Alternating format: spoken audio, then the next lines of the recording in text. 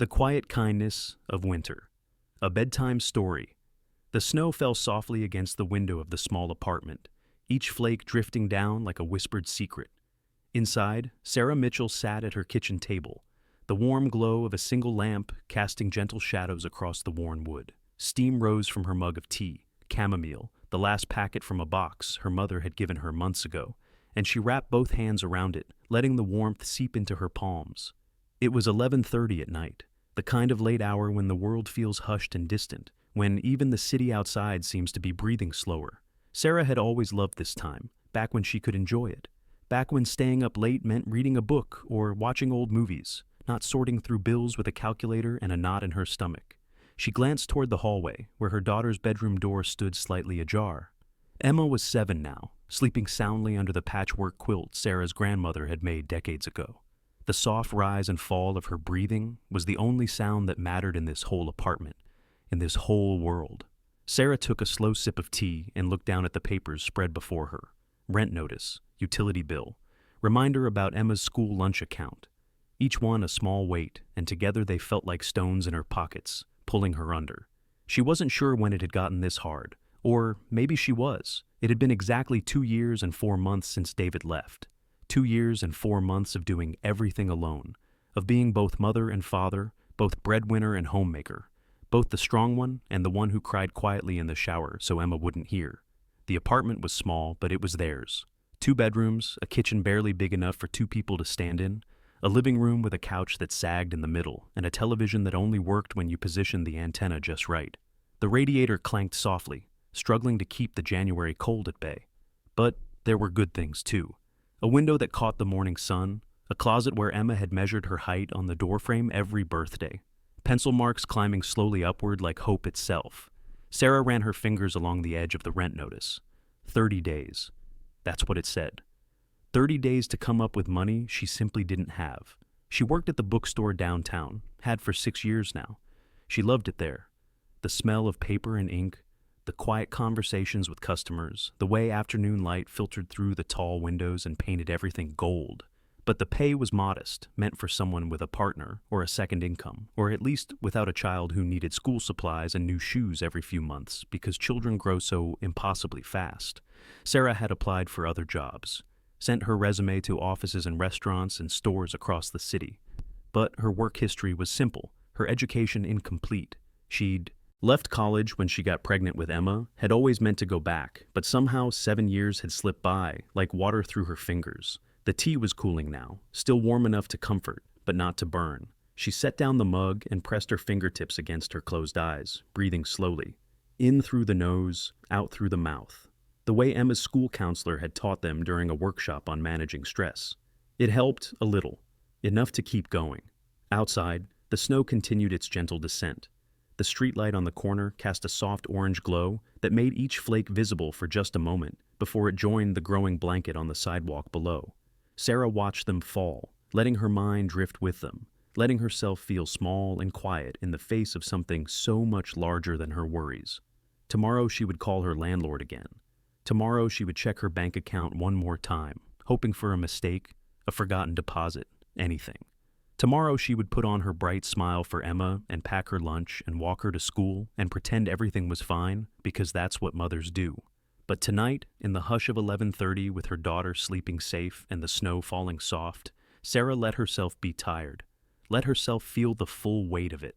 Let herself wonder, just for a moment, if she was enough, if she would ever be enough. The radiator clanked again, a familiar sound.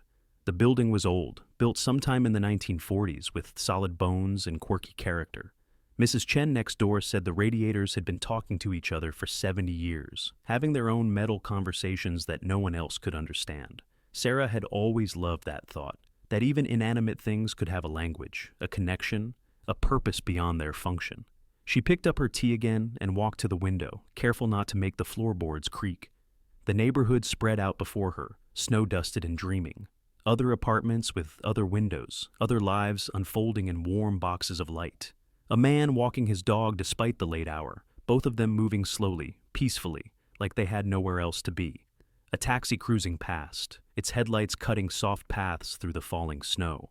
Sarah rested her forehead against the cool glass.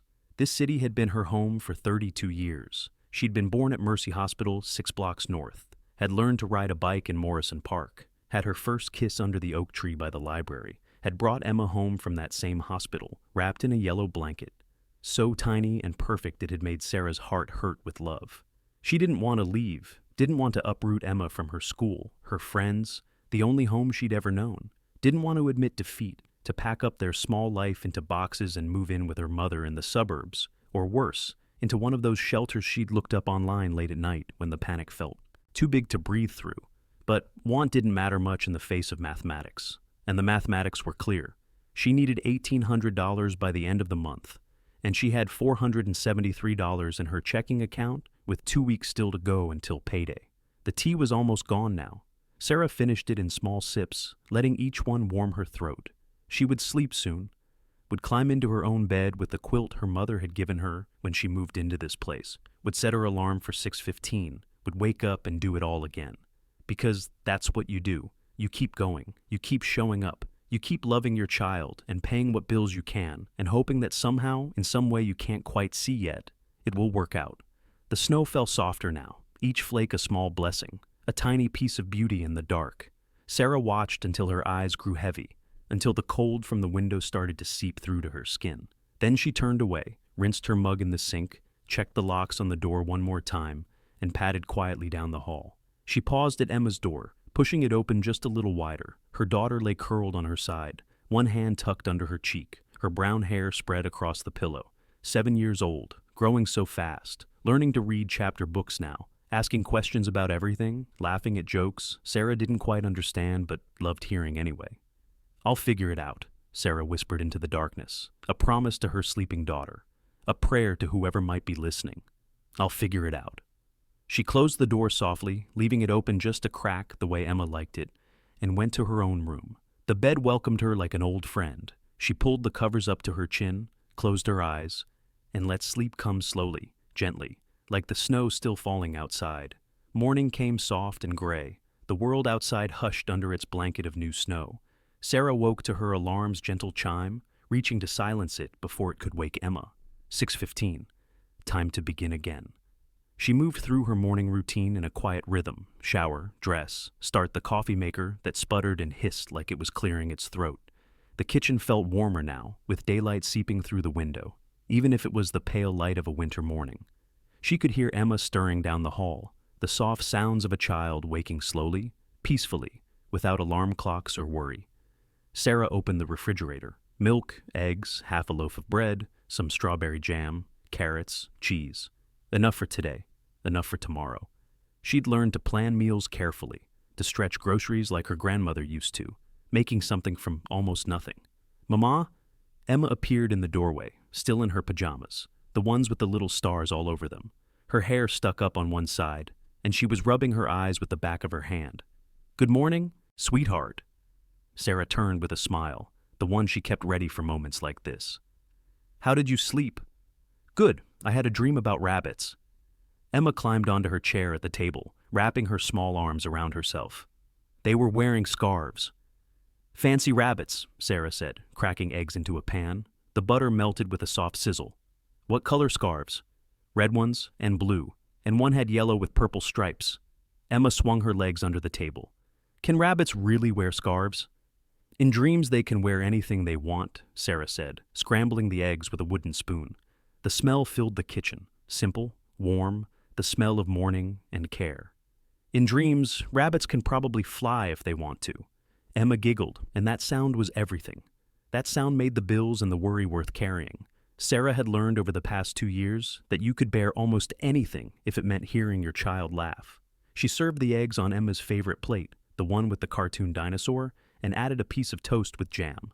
Emma ate slowly, telling her more about the dream, about a rabbit that lived in a library and read books to mice. Sarah listened, really listened, while she packed Emma's lunch and filled her water bottle and found her backpack under the couch where she'd dropped it yesterday. These morning moments were sacred. Before the world rushed in with its demands and deadlines, there was just this: a mother and daughter in a warm kitchen, sharing breakfast and dreams. "Mama?" Emma looked up from her eggs. "Can we go to the park after school?" Sarah hesitated. The park would be beautiful with all the fresh snow, Emma loved to make snow angels, loved to catch snowflakes on her tongue. But Sarah needed to stop by the store after work, and then she had to call about that second job she'd applied for, and somewhere in there figure out how to ask her landlord for an extension she probably wouldn't get. "Maybe this weekend, honey," she said gently. "We'll have more time then." Emma nodded, accepting this the way children do when they trust their parents completely. That trust was precious, fragile. Sarah would protect it as long as she could. After breakfast, they both got ready. Emma brushed her teeth while Sarah braided her hair, the same way Sarah's own mother used to braid hers. 3 strands woven together, pulled tight but not too tight, secured with a small elastic band with a flower on it. The repetition was soothing. Over, under, pull through. Over, under, pull through. "Tell me again," Emma said, watching Sarah's reflection in the bathroom mirror. "Tell me about when you were little." This was Emma's favorite thing lately, asking for stories about Sarah's childhood. Maybe because her own father had left. Maybe because she was trying to understand that people existed before she did, that her mother had once been small too. "Well," Sarah said softly, continuing the braid, "when I was about your age, I lived with my mom and dad in a house that had a big backyard. And in that backyard was an apple tree. A big one, very big, with branches perfect for climbing." Sarah tied off the braid and rested her hands on Emma's shoulders. "Every fall, we'd pick the apples together. My mom would make apple pie, and the whole house would smell like cinnamon and sugar." "Did you have friends?" "I did. My best friend was a girl named Rachel. We'd play in that backyard every day after school. We'd pretend the apple tree was a castle, or a ship, or sometimes just a tree that we could climb and talk in." Emma turned around, looking up at Sarah with those wide brown eyes that saw everything. "Do you miss being little?" Sarah knelt down to be at Emma's level, tucking a loose strand of hair behind her daughter's ear. "Sometimes," she said honestly. "Sometimes I miss when things were simpler. But you know what?" "What?" "Being your mama is better than anything, even better than climbing apple trees." Emma wrapped her arms around Sarah's neck, and Sarah held her close, breathing in the scent of children's shampoo and the innocent warmth of a 7-year-old's hug. These moments sustained her. These moments were why she would figure it out, somehow, always.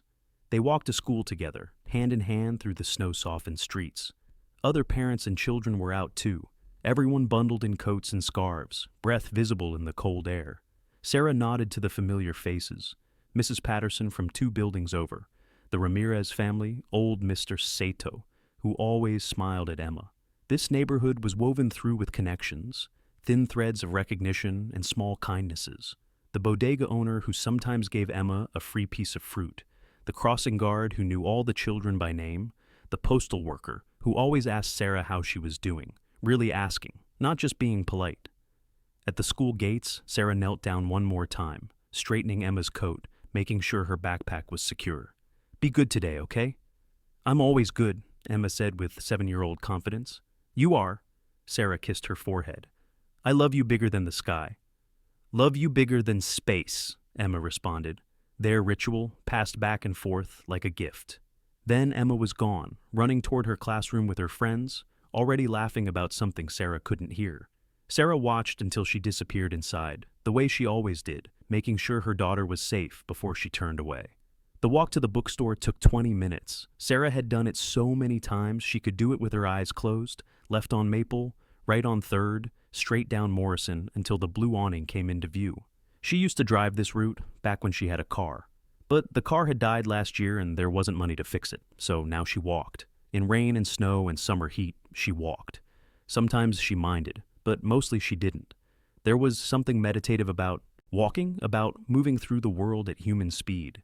She noticed things, the way morning light caught on windows, the patient pigeons huddled on power lines, the smell of bread from the bakery on 4th Street. The bookstore was called Page and Bindery, a name Sarah had always loved for its simplicity. It was an independent shop, the kind that was becoming rare in a world of chains and online shopping. The owner, Michael Chen, had run it for 30 years. He was in his 60s now, kind-faced and soft-spoken, with reading glasses perpetually perched on his head. Sarah unlocked the door and stepped inside. The smell hit her immediately. Paper, coffee, old wood, possibility. She turned on the lights and the space came alive, shelves stretching to high ceilings, a reading nook with armchairs by the window, a children's section with beanbags and bright colors, A cafe counter in back where they served coffee and tea and sometimes fresh scones that Michael's wife made. This place was her sanctuary.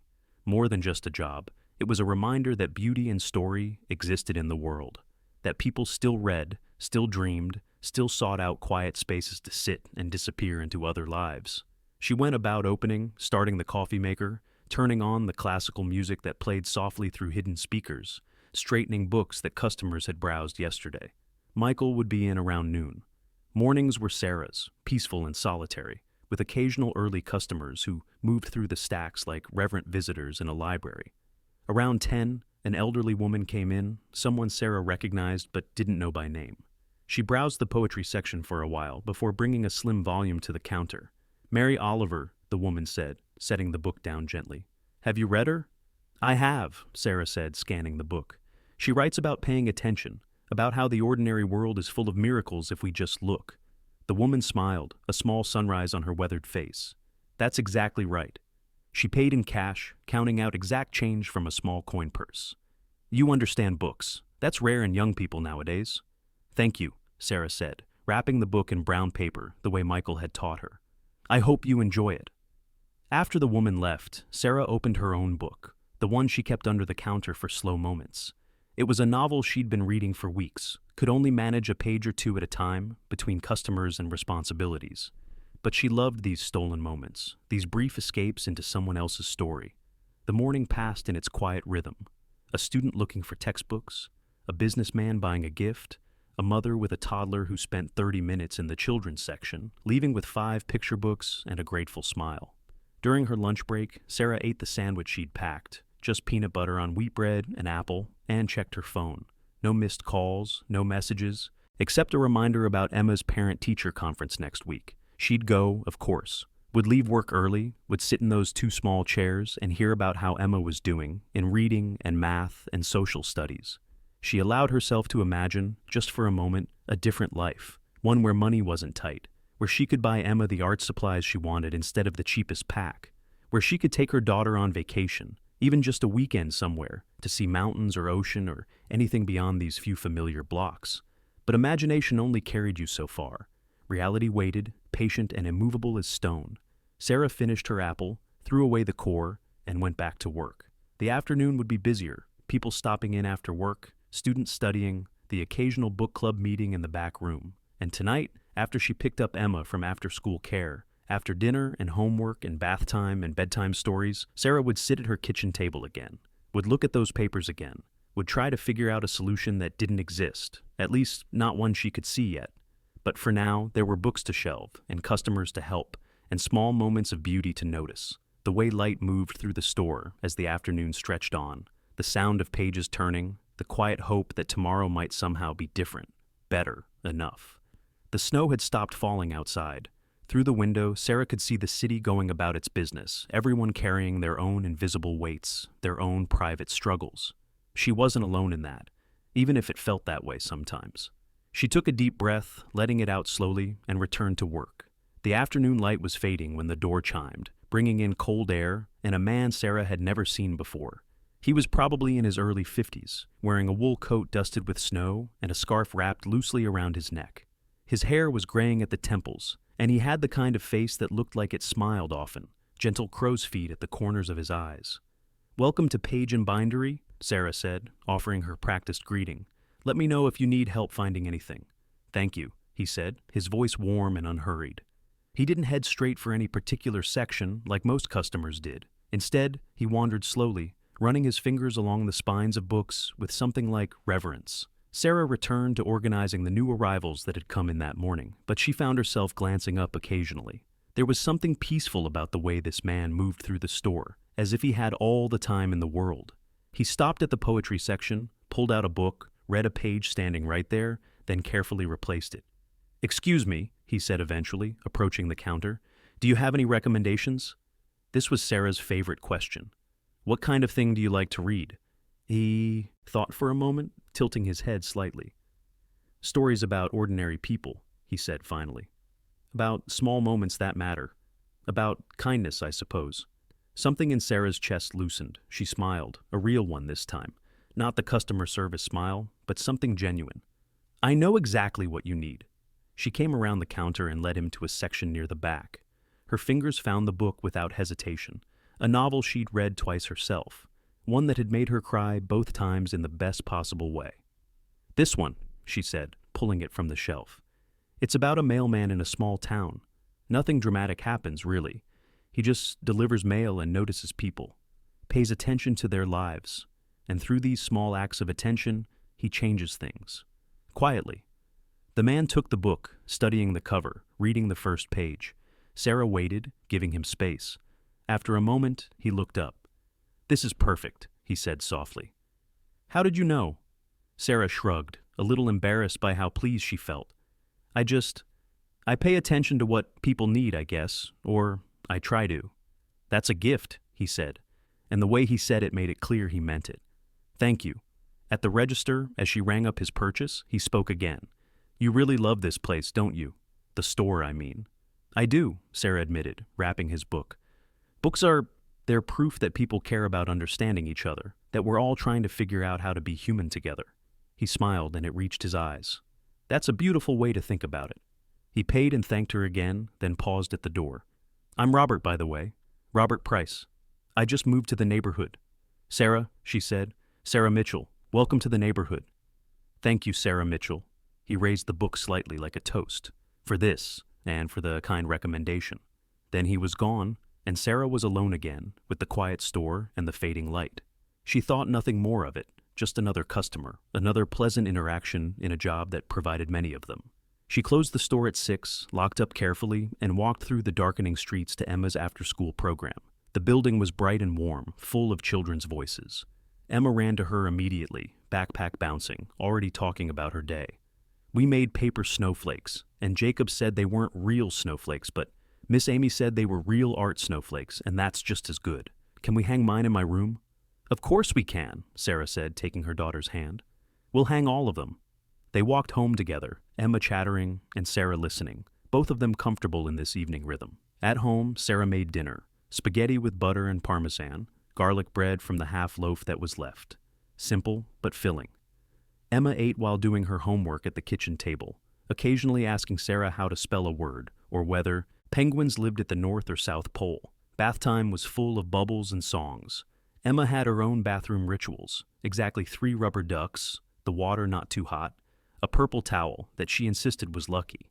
Sarah honored these small preferences, understanding they were how her daughter made sense of the world, created order and meaning. After, in her star pajamas again, with wet hair combed back, Emma climbed into bed. Sarah sat on the edge, running her hand over the patchwork quilt. "Story time?" Emma asked hopefully. "Always," Sarah said, "but let's do a short one tonight. You're tired." She told a story she made up as she went, about a mouse who lived in a bookstore and read one book every night after the people left. Emma's eyes grew heavy halfway through, but she fought sleep, wanting to hear how it ended. "And the mouse realized that every book was like a window," Sarah said softly. "A window into someone else's heart, and that made the mouse feel less alone, even in the big quiet bookstore at night." "That's nice," Emma murmured, already half dreaming. Mice reading books. "Sleep now, sweetheart. I love you bigger than the sky." "Love you bigger than space," came the whispered reply. Sarah sat there a few moments longer, watching her daughter sleep, memorizing this moment the way she tried to memorize all of them. Then she kissed Emma's forehead, pulled the covers up just a little higher, and quietly left the room. Alone in the kitchen again, the familiar papers spread before her. Sarah made herself a cup of tea and tried to think. She'd called her landlord twice this week, left messages both times. She'd looked into second jobs, but everything conflicted with Emma's schedule. She'd checked her bank account so many times the numbers were burned into her brain. $1,800. She needed $1,800, and there was no clear way to get it. She was halfway through her tea when her phone buzzed, a text from an unknown number. "Hi, Sarah. This is Robert from the bookstore. Michael gave me your number. Hope that's okay. I have a proposition that might interest you. Could we talk tomorrow? Robert Price." Sarah stared at the message, confused. Michael had given out her number? That wasn't like him. And what kind of proposition? A flutter of hope and uncertainty moved through her chest. She typed back, "Hi, Robert. I finish work at 6. Does that work?" His response came quickly. "Perfect. I'll come by the store. Thanks, Sarah." She set down her phone, unsure what to think, but something in her, some small and careful thing, whispered that maybe this was the start of something changing. Maybe. Outside, new snow had begun to fall again, soft and persistent. Sarah finished her tea, checked the locks, and went to bed. Sleep came slowly, her mind turning over questions she had no answers to yet. Tomorrow would tell her more. Tomorrow would unfold the way tomorrows do, one moment at a time, surprising and ordinary, and full of possibilities she couldn't quite see yet in the dark. The next day moved slowly, time stretching like honey. Sarah helped customers, shelved books, made coffee, all while wondering what Robert wanted to talk about. Michael had come in around noon as usual, and when she asked him about giving out her number, he just smiled mysteriously. "Robert's a good man," Michael said, straightening his glasses. "Trust me on that." Which didn't answer the question, but Michael had that effect, cryptic but somehow reassuring. At 5:30, Sarah started glancing at the door more frequently. At 5:45, she started second-guessing this whole thing. Maybe she should have asked more questions. Maybe. The door chimed at exactly 6 o'clock. Robert Price entered, snow-dusting his coat again, carrying 2 cups from the coffee shop down the street. "I thought you might not have had a chance for dinner," he said with a gentle smile. "I brought chamomile tea and—" He checked the second cup. "They said you usually get chamomile." Sarah blinked, surprised. How did they know that? "Small neighborhood," Robert said with a shrug. "People notice people. Is it okay that I brought this?" Yes. Thank you." Sarah accepted the cup, the warmth spreading through her hands. "Let me just close up." She went through her routine, cash register, lights, straightening, while Robert waited patiently, browsing the nearest shelf. When she finished, they sat in the reading nook by the window in the 2 armchairs that had held countless customers over the years. "So," Sarah said, cradling her tea, "Michael said you had a proposition?" Robert nodded, but didn't speak right away. He seemed to be choosing his words carefully, looking out at the darkening street. Finally, "I'm going to explain something, and I need you to just listen first, okay?" Sarah felt her shoulders tense, but she nodded. "I used to be a teacher," Robert began. "High school English. Did it for 28 years. I loved it. The kids, the books, helping people discover what stories could do for them." He paused, sipping his coffee. "My wife, Margaret, she was a teacher too. Math, we were a good team." He said "was" in a way that made Sarah's heart ache. "She passed away 3 years ago," Robert continued softly. "Cancer. It was—" He shook his head. "It was the hardest thing I've ever been through. We didn't have children. It was always just us. And suddenly, it was just me." "I'm so sorry," Sarah said quietly. "Thank you." Robert's smile was sad but genuine. "I sold our house in the suburbs about 6 months ago. Too many memories, too many rooms. I moved here to the city to be closer to, I don't know, life, I guess, people. I didn't want to be alone with my grief anymore." He set down his coffee and looked at Sarah directly. "Margaret and I, we used to talk about what we'd do with our retirement money, trips we'd take, projects we'd start. She was big on kindness, always looking for ways to help people, especially people who were struggling but trying hard. She used to say that those were the ones who deserved help the most, not the ones who'd given up, but the ones still fighting." Sarah didn't know where this was going, but she felt the weight of it, the care in his words. "Yesterday, when I came into your store, Michael and I talked for a while after you helped me find that book.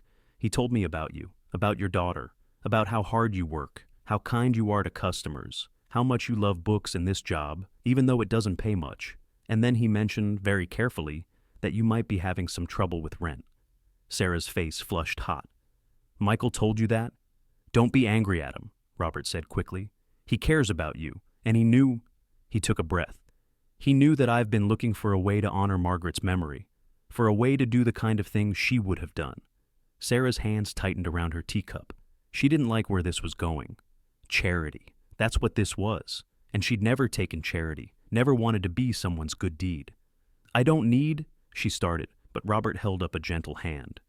"I know what you're going to say, and I understand. I would feel the same way." He leaned forward slightly.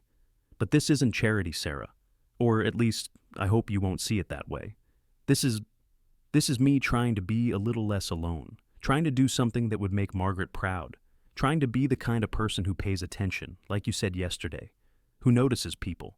He reached into his coat pocket and pulled out an envelope. Sarah stared at it like it might bite her. "This is a check for 3 months' rent," Robert said quietly. "I asked Michael what you pay. It's not a loan, it's not something you need to pay back. It's just a gift from someone who has more than he needs to, someone who's working so hard and deserves a little breathing room. Sarah couldn't speak. Her throat had closed completely. She shook her head, pushing the envelope back toward him. I can't, she managed. That's too much. I don't even know you. That's fair, Robert said, not taking the envelope back. But consider this. You don't have to know someone to recognize that they're good people. You don't have to know someone to want to help. And sometimes, his voice caught slightly. Sometimes helping someone else is the only thing that makes the grief bearable. A tear rolled down Sarah's cheek before she could stop it. She wiped it away quickly, embarrassed. I work hard, she said, her voice thick. I take care of my daughter. I don't make bad decisions. There's never enough, and I'm so tired of it never being enough. I know, Robert said gently. I can see that. Anyone who really looks at you can see that. They sat in silence for a long moment. Outside, people walked past the window, bundled against the cold, unaware of the quiet conversation happening in the all-warm bookstore. Sarah looked at the envelope, then at Robert, then back at the envelope. Why? She whispered. Really why? Robert considered this. Because Margaret would have wanted me to. Because I have the means and you have the need. Because yesterday you took the time to find the perfect book for a stranger. And that kind of attention to other people is rare and precious. Because, he smiled, a real one. Because we're all just trying to get through this life. And sometimes we need help. And sometimes we can give help. And when those things line up, we should honor that. Sarah picked up the envelope with trembling hands. It felt impossibly light for what it represented. Not just money, but time. Time to breathe. Time to figure things out. Time to not panic every single night at her kitchen table. I don't know what to say, she admitted. You don't have to say anything. Robert stood, finishing his coffee. But if you want to, someday, maybe you could tell me about your daughter, about what books she likes to read. Margaret always wanted to know what children were reading. He moved toward the door, leaving Sarah sitting there, with the envelope and her tea, and a feeling she couldn't quite name, something between gratitude and disbelief, and a strange, cautious hope. Robert, she called out before he could leave. He turned back. Thank you, she said simply. Thank you. His smile was warm and sad and kind all at once. Thank you for letting me help. That's a gift too, you know. Letting someone care. Then he was gone, out into the snowy evening, and Sarah was alone with the envelope and the sound of her own heartbeat. She sat there for a long time, just breathing, just feeling the weight of what had happened. When she finally opened the envelope, the check was there, exactly as he'd said. 3 months' rent, enough to give her time to breathe, to plan, to not drown. She pressed the check against her chest and let herself cry.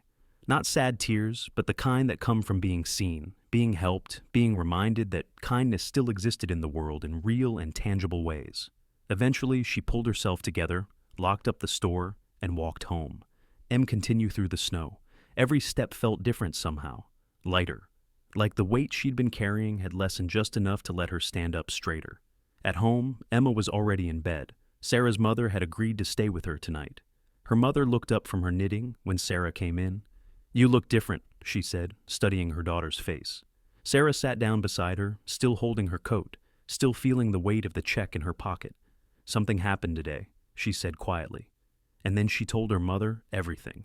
Her mother listened without interrupting, her knitting needles stilling in her hands. When Sarah finished, her mother reached over and squeezed her hand. People can surprise you, she said softly. When you least expect it, the world reminds you it's not all hard, that there's still good. Sarah nodded, unable to speak past the lump in her throat. After her mother left, she checked on Emma, who was sleeping soundly, one arm flung over her head like a starfish. Sarah stood in the doorway, watching her breathe, feeling something shift inside her chest. Maybe it would be okay. Maybe they would be okay. She went to bed that night, with the check safely tucked into her wallet, with hope blooming carefully in her chest like the first flower after winter. Tomorrow, she would deposit it. Tomorrow, she would call her landlord and pay the rent with 3 months in advance. Tomorrow, she would breathe easier. But tonight, she just let herself feel grateful. Let herself believe that maybe, just maybe, there were still people in the world who paid attention to other people's struggles, who cared enough to help, who understood that kindness was its own reward. Outside, the snow continued its endless falling, each flake a small, soft promise that morning would come, and with it, a new beginning. The weeks that followed were different in ways Sarah couldn't quite name at first. The check had been real, not a dream, not a mistake. She'd deposited it the next morning, had stood at the bank teller's window, feeling like she was in a movie, watching the numbers change in her account. She'd paid her landlord immediately, watching Mrs. Rodriguez's eyebrows rise when Sarah handed her 3 months' rent in advance. "Things are looking up?" Mrs. Rodriguez had asked, hope in her voice. She'd always been kind, had given Sarah extensions before, hated the idea of evicting anyone. "Yes," Sarah had said, and meant it. "Things are looking up." But the real difference was quieter than just the money. It was the way Sarah could sleep now, without waking at 3 in the morning with panic tight in her chest. It was the way she could buy Emma the art supplies she wanted without calculating costs first. It was the space in her mind that had been filled with worry that was now slowly, carefully filling with something else, with possibility. 3 weeks after Robert's gift, Sarah saw him again at the bookstore. It was late afternoon, the light slanting golden through the windows. She was helping a customer when he walked in, and their eyes met across the store. He smiled and waved, then browsed while she finished up. When the customer left, Robert approached the counter with 2 books, a novel and a collection of essays. "How have you been?" he asked, and the question felt genuine, not just politeness. "Good," Sarah said, and felt her face warm. "Really good, thanks to you." "I'm glad." He set down the books. "Did you get everything sorted?" "I did. 3 months paid. My landlord almost cried." Sarah laughed softly. "She's been worried about me, I think. It was nice to give her good news." Robert's smile deepened. "That's wonderful. And Emma? How's she doing?" Sarah blinked in surprise. "You remember her name?" "Of course. You mentioned her that first day." He tilted his head slightly. "Is that strange?" "No, it's—" Sarah paused, finding the right word. "It's kind. Most people don't pay attention like that." "I'm trying to be better at paying attention," Robert said quietly. "Margaret was always better at it than me. I'm learning." Sarah rang up his books, wrapping them in the brown paper that had become her signature. As she worked, Robert spoke again. "I was thinking," he said, a little hesitant. "There's a cafe around the corner that makes excellent soup. I usually eat there on Thursdays. Would you want to join me sometime? Just to talk. No agenda, nothing strange, just—" He shrugged. "Conversation with a friend, if you'd like." Sarah's hands paused on the paper. She looked at him carefully. There was nothing predatory in his expression, nothing that made her uncomfortable. Just a lonely man asking for companionship. "I have to pick up my daughter at 6, she said slowly. "We could do 5, Robert offered. "That gives you an hour. And you have to eat anyway, right?" She found herself smiling.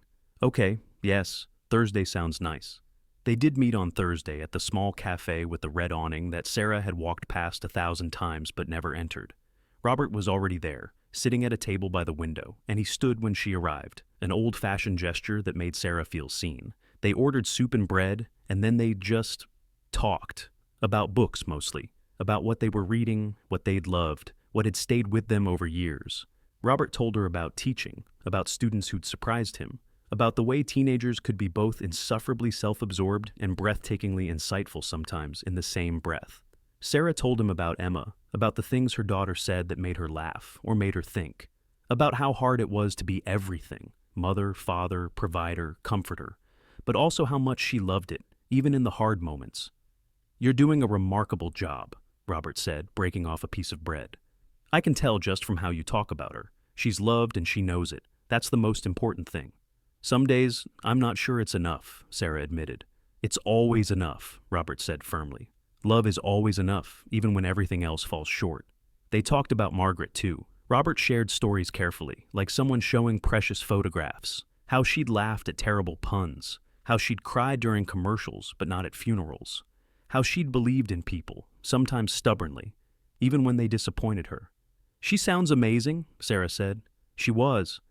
Robert's expression was both sad and grateful. "I was lucky to have her as long as I did."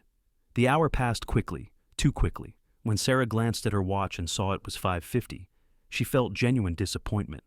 "I have to go," she said reluctantly. "Same time next week?" Robert asked, hope in his voice. "Yes," Sarah said. "Definitely yes." This became their routine. Every Thursday at 5, they'd meet at the cafe with the red awning. They'd order soup, tomato one week, minestrone the next, whatever special the chef had made. They'd talk about books and life and loss and hope. Sarah found herself looking forward to Thursdays with an anticipation she hadn't felt in years. Not because Robert was filling any romantic void. It wasn't like that. but because he was feeling a different kind of emptiness. The loneliness of being an adult with no one to really talk to. The isolation of single parenthood. The hunger for conversation that went deeper than small talk. One Thursday, about 2 months after they had started meeting, Robert brought something to show her, a photo album, old and worn, filled with pictures of Margaret. "I wanted you to see her," he said simply. "You've heard so much about her. I thought you should know her face." Sarah turned the pages slowly. Margaret had kind eyes and a smile that looked like it came easily. There were photos of her teaching, photos of her and Robert on trips, photos of her reading in their backyard, looking up at the camera with surprise and delight. "She was beautiful," Sarah said. "She was," Robert agreed, inside and out. He showed her his favorite photo, Margaret on their honeymoon, standing on a beach at sunset, her arms spread wide like she was trying to hug the whole horizon. "That was Margaret," Robert said softly, "always trying to embrace everything, to love bigger than seemed possible." Sarah felt tears prick her eyes. "You must miss her so much." "Every day," Robert said. "But it's getting, not easier exactly, but different. The grief doesn't swallow me whole anymore. I can hold it and live alongside it." He closed the album and looked at Sarah. "You've helped with that, actually. These Thursday conversations. Having someone to talk to who really listens. It means more than you probably realize." Sarah reached across the table and squeezed his hand briefly. "It means a lot to me too," she said. "More than I knew I needed." They sat in comfortable silence for a moment, watching people pass by outside. Then Sarah spoke again. "Can I tell you something?" she asked. "Always. I was so scared before you helped me, like terrified. I didn't let myself feel how scared I was because I had to keep going for Emma. But at night, alone, I was drowning." She swallowed hard. "What you did, it wasn't just money. It was time. Time to figure things out. Time to breathe. That's the part I can't thank you enough for." Robert's eyes were shining. "That's all I wanted," he said. "Just to give you some breathing room, to make things a little less impossible." "Well, you did," Sarah smiled through her tears. "You really did." A few weeks later, Sarah made a decision. She invited Robert to dinner at her apartment, her and Emma's space. It felt important somehow to show him this part of her life, to introduce him to Emma, to let these two parts of her world meet. Emma was nervous beforehand, asking questions while Sarah made spaghetti, her reliable standby. "Is he your boyfriend?" Emma asked, setting the table with exaggerated care. "No, honey. He's my friend, someone who helped us when we needed help." "Is he nice?" "Very nice." "Does he like kids?" Sarah smiled, stirring the sauce. "He likes all people, but yes, I think he'll like you especially." When Robert arrived at 7, he brought flowers for Sarah and a book for Emma, a beautifully illustrated version of The Secret Garden. Emma's shyness lasted about 5 minutes. By the time they sat down to dinner, she was telling Robert all about school, about her teacher, Mrs. Wilson, about how she was learning cursive and thought it looked like fancy dancing letters. Robert listened with complete attention, asking questions, laughing at Emma's jokes, treating her like a person worth knowing. Sarah watched them interact and felt something warm bloom in her chest. After dinner, Emma asked if Robert wanted to see her room, which was basically the highest honor she could bestow. Robert said yes, and Sarah watched them go down the hall together, Emma chattering and Robert listening patiently. They came back 15 minutes later, Emma clutching the book Robert had brought. "Mama, can Mr. Robert read me a chapter before bed?" Emma asked, using her very best pleading voice. Sarah looked at Robert, who nodded. "I'd be honored," he said. "If it's okay with your mom." So Sarah cleaned up the kitchen while Robert and Emma settled into Emma's room with the book. She could hear his voice through the door, slow and soothing, reading about a lonely girl discovering a hidden garden. Emma's occasional questions, Robert's patient answers. When he emerged 30 minutes later, Emma was asleep. The book marked where they'd stopped. "She's amazing," Robert said softly as they stood in the hallway. "You're raising an amazing human being." "Thank you," Sarah whispered, feeling that bloom of warmth again. "And thank you for reading to her. You didn't have to do that." "I wanted to." Robert smiled. "I forgot what it felt like, reading to a child. How they get so absorbed in the story. How they ask questions that make you see everything differently." They moved to the living room, sitting on opposite ends of the couch. The apartment felt peaceful, full of the good kind of silence, comfortable, easy. "This has been really nice," Robert said after a moment.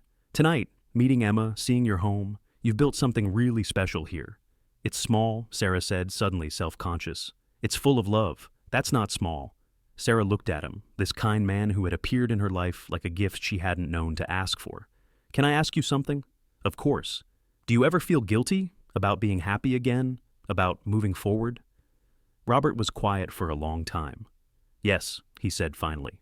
All the time, like I'm betraying Margaret by enjoying things, by laughing, by looking forward to Thursday dinners. He met Sarah's eyes. But I think she'd be angry at me for that. She'd want me to live, to find joy, to help people and connect and be human. I think she would too, Sarah said softly. And you? Robert asked. Do you feel guilty about accepting help? Sarah thought about this. Sometimes, like I should have been able to do it alone, like needing help means I failed somehow. It doesn't, Robert said firmly. Needing help means you're human. Accepting help means you're wise. There's no shame in either of those things. They talked until late, until Sarah started yawning despite herself. When Robert left, he paused at the door. Same time next Thursday? He asked. Always, Sarah said, and meant it. After he left, Sarah checked on Emma one more time, pulled the covers up, kissed her forehead. Then she sat in her own bed, thinking about how much her life had changed in just a few months. Not just the rent being paid, not just the financial breathing room, but this: connection, friendship, the feeling of being seen and valued, the gift of adult conversation and shared stories, and someone who genuinely cared about her life. Margaret had been right, Sarah thought. The world needed more kindness, more attention paid to other people, more willingness to help without expecting anything back. And maybe, Sarah thought as she drifted towards sleep, maybe she could pass it forward someday. Maybe when she was steadier, stronger, when Emma was older and things were easier. Maybe she could be the one who noticed someone struggling, who reached out, who helped. That would be the real way to thank Robert. Not with words or gestures, but by becoming someone who cared about others the way he cared, the way Margaret had cared. Outside, the city hummed its nighttime song. Inside, Sarah slept peacefully, dreaming of gardens and kindness and flowers that bloomed in unexpected places. Spring came slowly to the city that year, winter loosening its grip one tender day at a time. The snow melted into slush, then into wet pavement, then into the memory of cold. Crocuses pushed through the earth in Morrison Park. Trees budded, the air smelled different, green and possible. Sarah noticed these changes on her walks to work, on the way to Emma's school, during Thursday evenings with Robert. She noticed and she let herself appreciate them, these small resurrections. She'd been saving money, actually saving it, a little each week. The breathing room Robert had given her had allowed that. She had plans now, small but real. Maybe a vacation this summer, just 2 nights somewhere nearby. Maybe some new furniture, since the couch was really giving up. Maybe driving lessons so she could eventually afford a car again. But more than the material things, Sarah had something she hadn't had before. Hope. Not the desperate, clinging kind, but the steady kind. The kind that comes from knowing you can survive hard things, that people can be good. That help exists if you're willing to accept it. Emma was thriving. She'd made a new friend at school, a girl named Lily who came over sometimes to play. She was reading above her grade level now, devouring chapter books the way some kids ate candy. And she asked about Robert sometimes. When was he coming over again? Could they show him the picture she drew? Did he like pizza? Because maybe they could invite him for pizza sometime? Robert had become part of their lives in a way that felt natural, organic. He wasn't trying to be Emma's father, would never presume that. But he was a steady presence, a kind adult who cared about her, someone who showed up. One Thursday in early May, with the trees in full leaf and the air warm and gentle, Sarah arrived at the cafe to find Robert already there, but different somehow. He seemed lighter, his smile reaching his eyes in a way she hadn't seen before. "You look happy," Sarah said, sliding into her seat. "I am," Robert said simply. "I had my annual checkup yesterday, clean bill of health, and I realized something while sitting in that doctor's office." "What's that?" "I'm not just surviving anymore. I'm actually living again." He leaned back, his expression full of wonder. "I didn't think that would happen. After Margaret died, I thought the best I could hope for was getting through each day. But this," he gestured between them, toward the window, toward the spring day outside. "This is more than that. This is life, actual life." Sarah felt her eyes grow warm. "I'm so glad," she said. "You deserve that." "So do you," Robert said pointedly. "And I think you're finding it too. I can see it in you.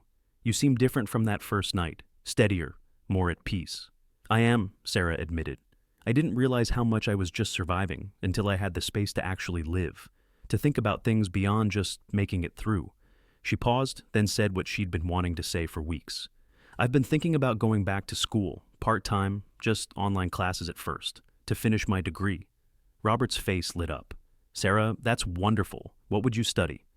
I'm not sure yet. Maybe education, maybe library science, something with books and people and helping. She laughed a little. I know it sounds vague. It sounds perfect, Robert said firmly. And you'd be amazing at any of those things. They ordered their soup, spring vegetable today, bright with peas and new carrots. As they ate, Robert told her about a writers' group he'd joined at the community center. Sarah told him about a regular customer at the bookstores who'd become a friend, someone named Diana who worked in the bakery nearby and brought Sarah and Michael fresh bread sometimes. We're both building new lives, Robert observed, piece by piece. Together, Sarah added. I mean, not together, but, you know, with support, with friendship. I know what you mean. Robert smiled. And yes, with friendship. After they finished eating, they walked instead of parting ways immediately, something they'd started doing as the weather warmed. Just around the block, past the shops and the small pocket park with the fountain that had just been turned on for summer. They walked slowly, talking about everything and nothing. Robert mentioned that his daughter from another marriage, something Sarah hadn't known about, was coming to visit next month, that he was nervous but excited. Sarah talked about Emma's upcoming field trip, about how she'd volunteered to chaperone. At one point, they sat on a bench in the pocket park, watching the fountain's water catch the late afternoon sun. A woman walked by with a stroller. A man threw a tennis ball for his dog. Life happened around them, ordinary and beautiful. Can I tell you what I've learned? Robert asked quietly. Always. Grief doesn't end. It doesn't even really get smaller. But your life grows bigger around it. You make room for new things, new people, new joys, and eventually, the grief is still there. But it's not the only thing. It's not even the main thing anymore. Sarah thought about her own griefs, her marriage ending, the loneliness of single parenthood, the constant financial fear. Robert was right. Those things were still there, but they weren't everything anymore. Thank you, she said, for teaching me that. You taught me too, Robert said. You and Emma both. You reminded me why it matters to keep going, to stay open, to care about people. They sat in comfortable silence, watching the light change as the evening approached.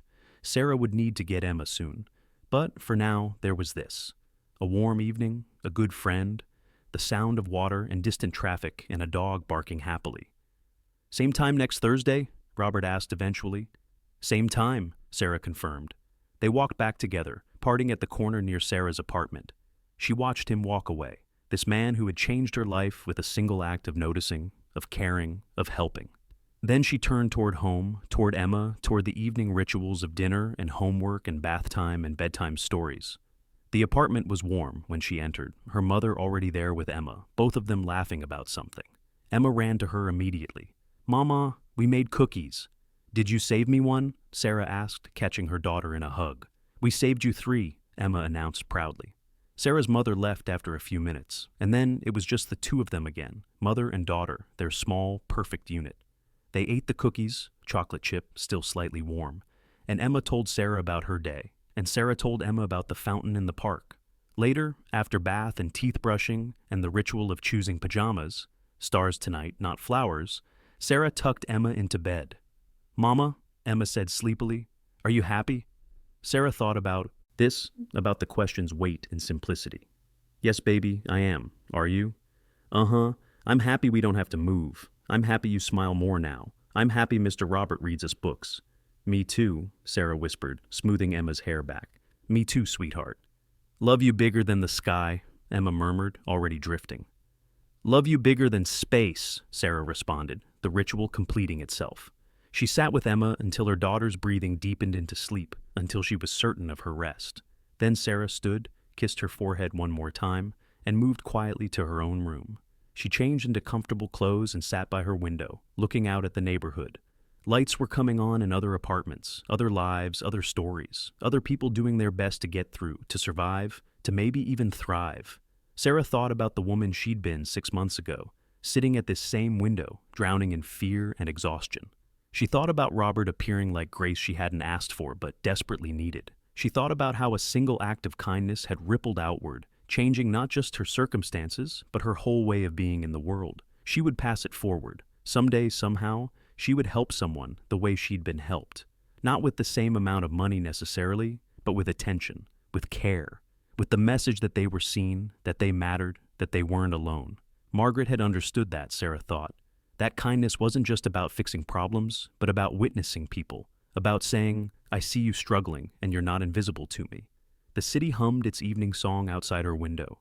Somewhere, Robert was in his own apartment, reading or watching television or thinking about Margaret. Somewhere, Emma's father was living his life, unaware of the beautiful child he was missing. Somewhere, other single mothers were sitting at kitchen tables, trying to make impossible math work out. Sarah sent a silent wish to all of them. May someone notice you. May someone help. May you find your own version of grace. Then she turned from the window, pulled down the shade, and climbed into bed. The sheets were cool and clean, the pillow soft.